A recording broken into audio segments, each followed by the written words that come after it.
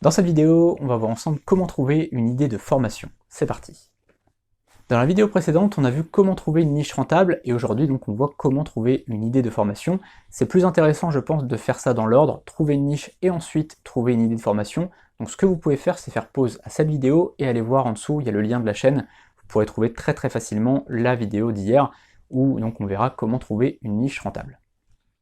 Une fois que vous avez votre thématique, votre niche, la première étape pour trouver une idée de formation, ça va être de réfléchir à un concept. Par exemple, imaginons qu'on soit sur la thématique de la perte de poids, d'accord? Eh bien là, on va réfléchir à un concept. Par exemple, la perte de poids pour les personnes qui viennent d'avoir un enfant. Donc les femmes qui viennent d'accoucher, eh bien on va leur montrer comment perdre du poids. La deuxième étape, ça va être d'imaginer notre clientèle cible, c'est-à-dire les gens qui sont concernés par notre formation. Donc on va imaginer un peu un portrait robot de notre client idéal, de notre cliente idéale. Donc là, on va penser au sexe, à l'âge, à la catégorie socio-professionnelle ou à la profession de la personne. On va imaginer si elle a des enfants, si elle est mariée. Enfin bref, on va essayer vraiment de faire un portrait robot le plus fiable possible.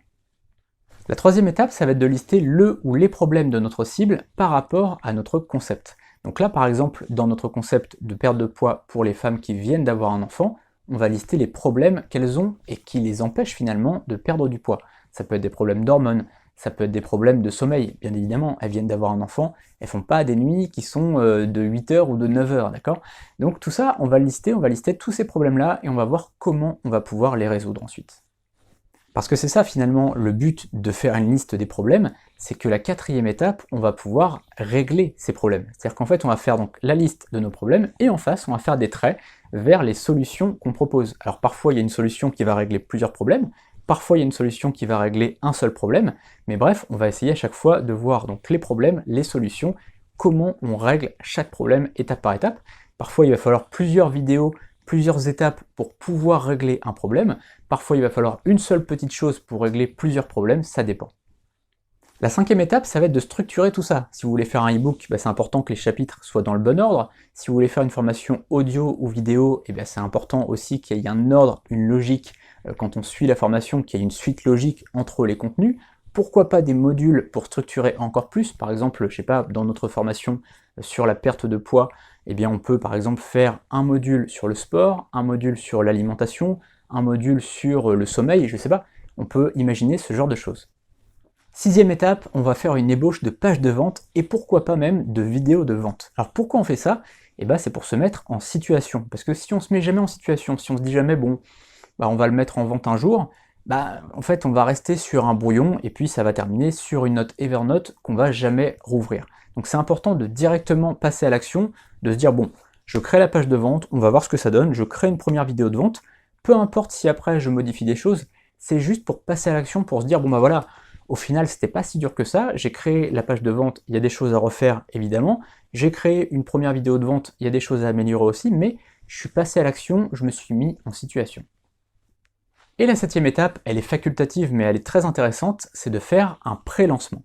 Ça veut dire quoi? Ça veut dire que vous avez votre page de vente qui est en place, potentiellement une vidéo de vente aussi, et vous allez donc faire un pré-lancement, c'est-à-dire que vous allez dire voilà, la formation elle est commencée, elle n'est pas encore terminée, ce qui est vrai puisque vous avez votre plan mais vous n'avez pas encore tourné les vidéos, et vous allez dire voilà, dans 2 semaines, 3 semaines, 1 mois la formation sera lancée, je la propose à, je dis une bêtise, 27 € au lieu de 67 €, profitez-en, jusqu'à dimanche elle est à ce prix-là, ou jusqu'au lancement elle est à ce prix-là, et après donc elle sera donc à 67 €. L'avantage du pré-lancement, il est double. Déjà, vous allez tester votre idée. Imaginez que vous fassiez cette page et que vous la publiez sur les réseaux sociaux, vous faites 2-3 vidéos pour parler de cette formation, vous écrivez 2-3 articles, vous l'envoyez éventuellement à une mailing list, ou pourquoi pas un affilié en fait la promotion, et il n'y a aucune vente. Si au bout de 2-3 semaines, il n'y a aucune vente, ça veut peut-être dire qu'il n'y a pas de besoin pour l'instant. Et donc, pourquoi faire la formation pour le moment, tant qu'il n'y a pas de vente? Et éventuellement, vous laissez la page comme ça, et si un jour il y a une vente, pourquoi pas faire cette formation? Au moins vous êtes sûr de ne pas avoir perdu d'argent.